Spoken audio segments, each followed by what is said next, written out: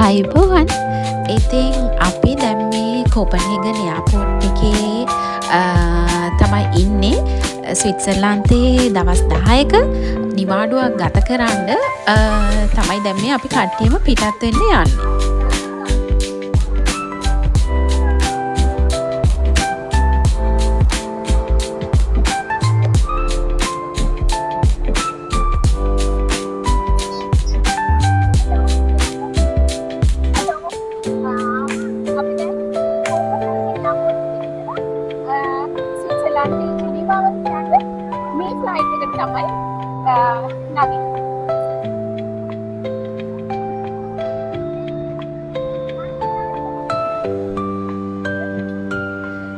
ඉතින් අපි බුක් කරේ බජට් එයාලයින් එකක් EasyJet කියන. ඉතින් පැය දෙකක වගේ පොඩි ෆ්ලයින් ටයිම් එකක් තමයි තියෙන්නේ කෝපන්හෙගන් ඉඳලා ජිනීවා වලට. ඉතින් මේ වෙලාවේ ඉර බැහැගෙන යනවා. වෙලාව රෑ 9යි හැබැයි. ඕගොල්ලන්ට පේනවද දන්නේ නැහැ. වීඩියෝ එකේ උඩ අපේ කැමරා එකේ ඩේට් එකයි ටයිම් එකයි වැටිලා තියෙනවා. පහුගිය සමයකේ තමයි අපි මේ වැකේෂන් එකට ගියේ ජිනීවා වලට. ස්විට්සර්ලන්තේ හැම ලස්සන ප්‍රදේශයක්ම ඇවිදලා ලස්සන බලන්න හිතාගෙන තමයි දවස් 10ක්ම අපි ඒ වෙනුවෙන් වෙන් කරේ. ඉතින් දැන් ඔන්න රෑ 9:25යි ඩෙන්මාර්ක් වල වෙලාව. ෆ්ලයිට් එක ටේක් ඔෆ් කරා. ඉතින් තාමත් ඉරේලිය තියෙනවා. ලංකාවේදී නිකන් හවස 5:00ට 6ට වගේ ඉරේලියක් තාමත් තියෙනවා. රෑ 9:00 වුණත්.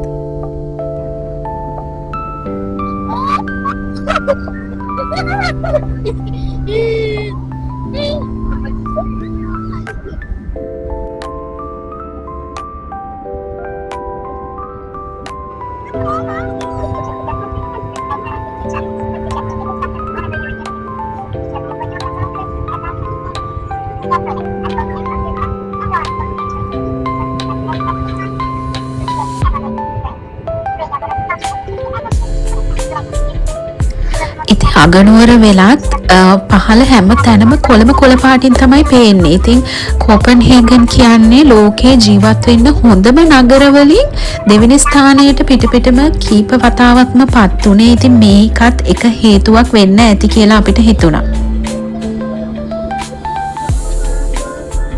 ඒ වගේම ඔයගොල්ලෝ මේ විදිහට බජට් එයාලයින් එකක ට්‍රැවල් කරනවා නම් මතක තියාගන්න බොහොමයක් වෙලාවට ඒගොල්ලෝ කෑම මීල්ස් අපයන්නේ නැහැ.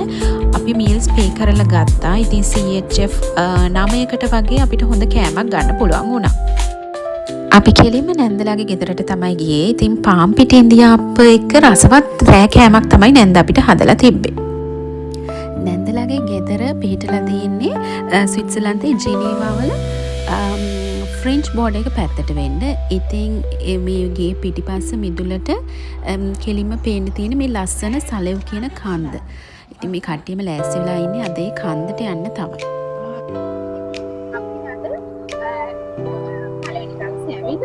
මේක තමයි නැන්දලාගේ ගෙදර. නැන්දලාගේ ගෙදර ඉඳලා දැන් අපි බ්‍රේක්ෆාස්ට් කරගෙන මේ නැන්දලාගේ ගේ පිටිපස්සේ තියෙන මේ මවුන්ටන් එකේ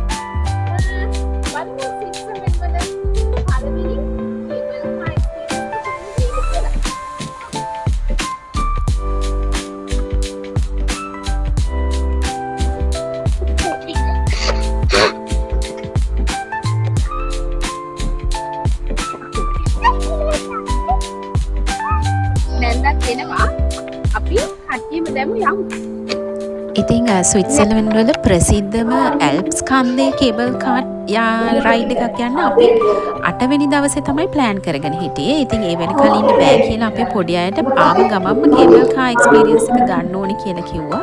ඒ නිසා තමයි අපි ගේ පිටිපස්සෙම තියෙන මේ සලෙව් කියන කන්දේ කේබල් කාර් රයිඩ් එකක් යන්න උදෙන්ම ආවේ. යන්න සලෙව් කන්දේ කඳු වැටියේ ආකෘතිය. අපි දැන් නැන්දලාගේ ගෙදර ඉඳලා පයින් ආවා. මේ පොඩි දොරක් තිබ්බේ. මීටර් 300ක් වගේ ඊට කලින් යමින් අපි දැන් ටිකට් ගත්තා. ඒකකොට ඊළඟට යන්න තියෙන කේබල් කාර් එකට තමයි අපි දැන් නැගිට යන්නේ. එන්නේ අපි යමු බලන්න. අර තියෙන කන්දට තමයි අපි යන්නේ. මේක පිහිටලා තියෙන්නේ ජිනීවා වල බෝඩ එකේ. කියන්නේ ෆ්‍රාන්ස් පැත්තට තියෙන ෆ්‍රෙන්ච් බෝඩ එකේ තමයි මේක පිහිටලා තියෙන්නේ. මේ කේබල් කාර් එකෙන් අපි මේ කන්ද උඩට ගියාම පහලින් ලේක් ජිනීවා, ඒ වගේම ජිනීවා සිටි එක වගේ ලස්සනට හැම දෙයක්ම බලන්න පුළුවන්. ඉතින් මේක යුරෝපයේ පිහිටලා තියෙන ස්ටීපස් කේබල් කාර් රයිඩ් එකක් කියලා හඳුන්වනවා. ඔයගොල්ලන්ට පේන ඇති මේක නිකන් අර මවුන්ටන් ක්ලිෆ් එකක් වගේ හරිම ස්ටීප් කන්දක්.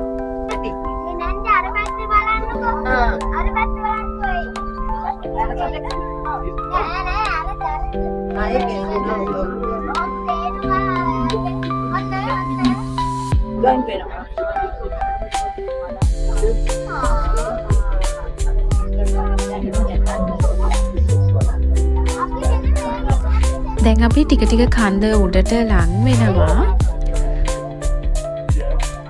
අපේ කේබල් කාර් එක කන්ද උඩට යද්දී ඒට පැරලල් අනිත් කේබල් කාර් එක පහළට ගියා. ඒ විදිහට තමයි සාමාන්‍ය කේබල් කාර් ලයින් එකක එකක් උඩට යද්දී අනිත් එක පහළට අර බැලන්ස් වෙන්න විදිහට තමයි ඒගොල්ලෝ කාස් රිලීස් කරන්නේ.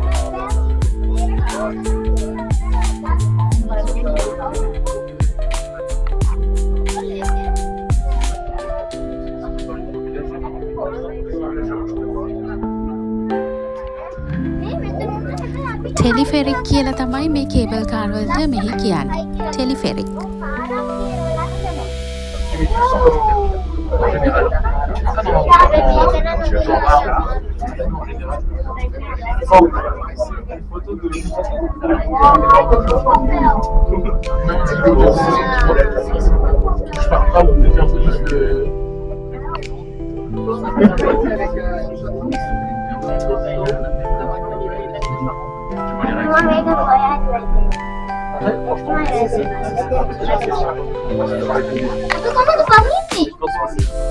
ඉතින් අපි දැන් මේ තියෙන කේබල් කාර් එකේ කේබල් ලයින් එකේ තමයි කාර් එක ආවේ. ඇවිල්ලා බහලා අපි දැන් මේ view point එකකට ආවා බලන්න. අතන තමයි නැන්දලා ගෙදර අර ඔයගොල්ලන්ට තියෙනවද දන්නේ ස්විමින් pool දෙකක් තියෙන්නේ. එතන එහා පැත්තේ තියෙන perpendicular ගෙවල් තුනක් මේ කුයි අංශ කණුවට ගෙවල් 3 6ක් තියෙන තැන නැද්ද ගෙදර ඉඳලා තමයි අපි ආවේ.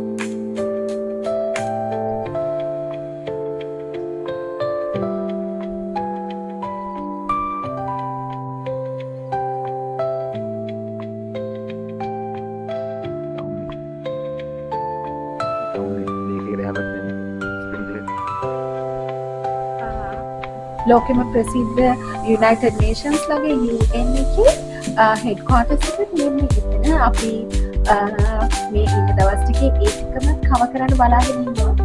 ඔයගොල්ලන්ට අරගෙන එන්න මම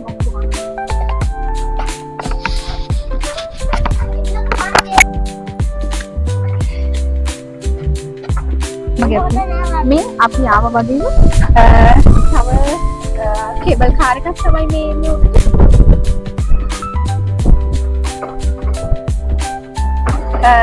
ඒ වගේම මේ තියෙන්නේ ජිනීවා ලේක් UN එකේ හෙඩ්ක්වාටර්ස් තියෙන්නේ මේ ජිනීවා ලේක් එකේ සෙට්ටි සෙන්ට්‍රල් එකේ. ඒ වගේම ඔයගොල්ලන්ට පේන ඇති අර වෝටර් ෆවුන්ටන් එකක් ඒ ආවට තමයි සෙන්ට්‍රම් එක පිළිතුරක් තියෙන්නේ.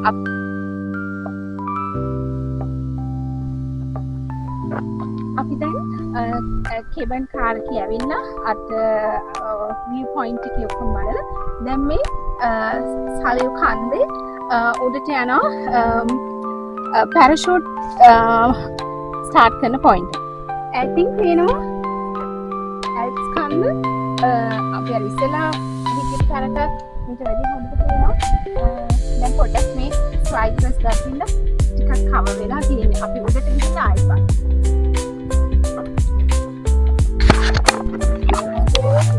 ඉතින් දැන් මේ නැත්නම් මේ පැරාලයින් කියලා ආපේ ඔක්සිජන් අරගෙන යන්නේ ඔක්සිජන් අරගෙන යන්නේ කියලා මෙන්න දැන් ඉතින් ආම්ගේ ලැරිවේ ඔක්කොල ෆොටෝ මගේ මේව නෑනේ චාර්ජර් එක නෑ ඉතින් එදෙනයි කතා කරේ ෆ්‍රෙන්ච් වලින් මොකද ජිනීවා කියන්නේ ෆ්‍රෙන්ච් බෝඩර් එක තමයි ළඟින් තියෙන්නේ ඔයගොල්ලෝ දන්නවා ඇති ස්විට්සර්ලන්තයේ ප්‍රධාන භාෂා තුනක් තියෙනවා ෆ්‍රෙන්ච් ජර්මන් සහ ඉංග්‍රීසි ඒ අතරින් ෆ්‍රෙන්ච් බෝඩර් එක පැත්තට තියෙන ඒරියාස් වල වැඩිපුර කතා කරන්නේ ෆ්‍රෙන්ච් ඉතින් ජිනීවා තියෙන්නේ ෆ්‍රෙන්ච් බෝඩර් එක පැත්තට ඉතින් මේ අමත අය වැඩිපුර කතා කරන්නේ ෆ්‍රෙන්ච් ඉතින් සාලයෝ කියන මවුන්ටන් එක පැරාග්ලයිඩින් යන පොයින්ට් එක යන්න ලැස්ති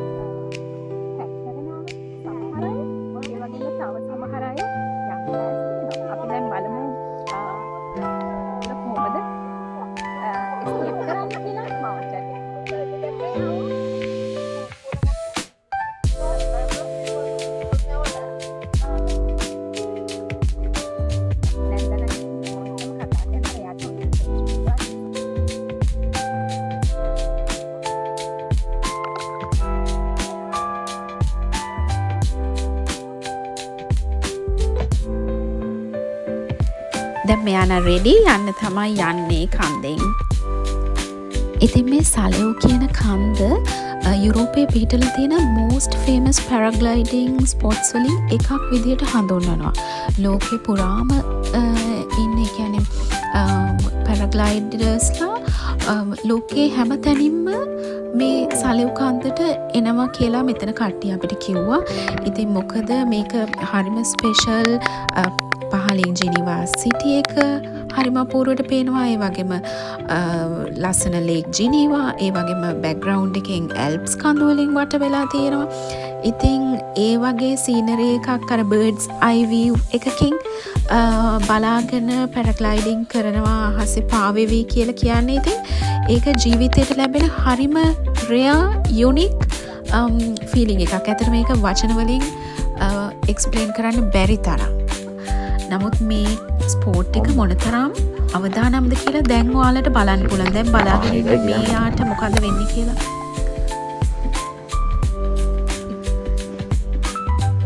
දැක්ක නේද අපිටත් ඒක හරිම භයානක සිදුවීමක් වුණා. ඉතින් අර හොඳටම එක්ස්පීරියන්ස් තියෙන පැරග්ලයිඩර්ස්ලා මේගොල්ලෝ එහෙම කෙනෙක්ට වුණත් වින්ඩ් එකේ ඩිරෙක්ෂන් එක කියන්නේ මේ හුලඟේ දිශාවත් එක්ක අපි නොහිතන දේවල් සිද්ධ වෙන්න පුළුවන්. ඉතින් ඒ වෙච්ච සිදුවීම තව ගොඩක් උඩකදී සිද්ධ වුණා නම් එහෙම තව චුට්ටක් ඉස්සරහට ගිහිල්ලා සිද්ධ වුණා නම් එහෙම එයා පහළටම තමයි කෙලිම වැටෙන්නේ. ඉතින් රෙස්කියු ඉන්නවා කට්ටිය ටච් එකේ. නමුත් ඉතින් හරිම අවදානම් ක්‍රීඩාවක් තමයි මේ. කන්ද එක එක තැන්වලත් පැරග්ලයිඩින් එස්කේප් පොයින්ට්ස් තියෙනවා. මේ අර අපි ඉස්සෙල්ලා හිටියේ කන්දේ ඉහළම පොයින්ට් එකක. මේ දැන් කන්දේ තරමක් මැද හරිය. ඒ කියන්නේ කේබල් කාර් එකේ ගිහිල්ලා බහින තැන තියෙන ඒරියා එක මෙතන ඉඳලා පැරග්ලයිඩර්ස්ලා කීප දෙනෙක් පිටත් වුණා. මේ යන්නේ මේ විදිහට තව එක්කෙනෙක් විශ්වකුත් කරනවා.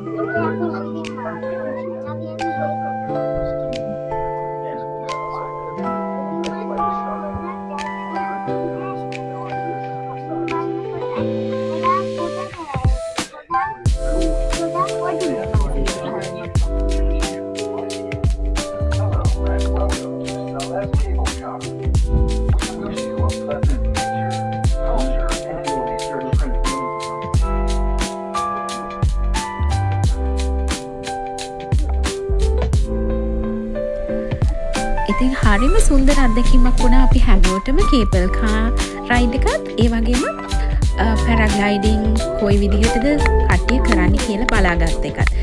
ඉතින් ඒව බලලා අපි දැන් ආපහු කේබල් කාර් එකේ පහළට තමයි මේ යන්නේ.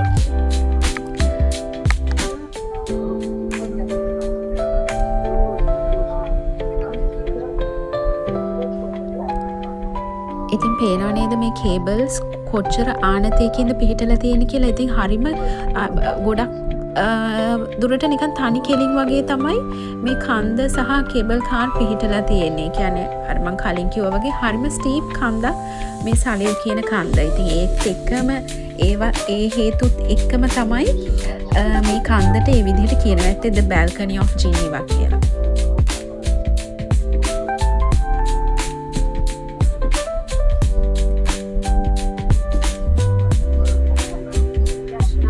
හරිම ලස්සන කන්දක්. ඉතින් සමය එකේ හොඳ හිරු ඉරේලියක් එක්ක හොඳ වෙද එකක් අපිට තිබ්බා.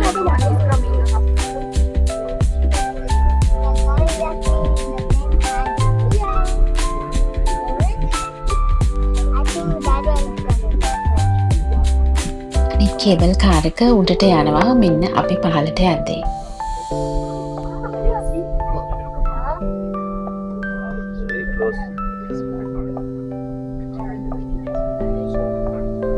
ඉතින් මේ විදිහට තමයි අපේ පළවෙනි දවස නිමා වුණේ. ඉතින් මෙතනින් පස්සේ අපි දැන් මේ ෆ්‍රෙන්ච් බෝඩ් එකේ ඉන්න නිසා සහ ඉතින් ඩෙන්මාර්කයටත් ස්විට්සර්ලන්තයටත් සාපේක්ෂව ෆ්‍රාන්ස් වල හැම දෙයක්ම මිලෙන් බොහොම අඩු නිසා ඉතින් අපි අද දවසේ ඉතුරු කොටස ෆ්‍රාන්ස් ගිහිල්ලා shopping කරන්න, බඩු ගන්න, කෑම ගන්න තියාගත්තා.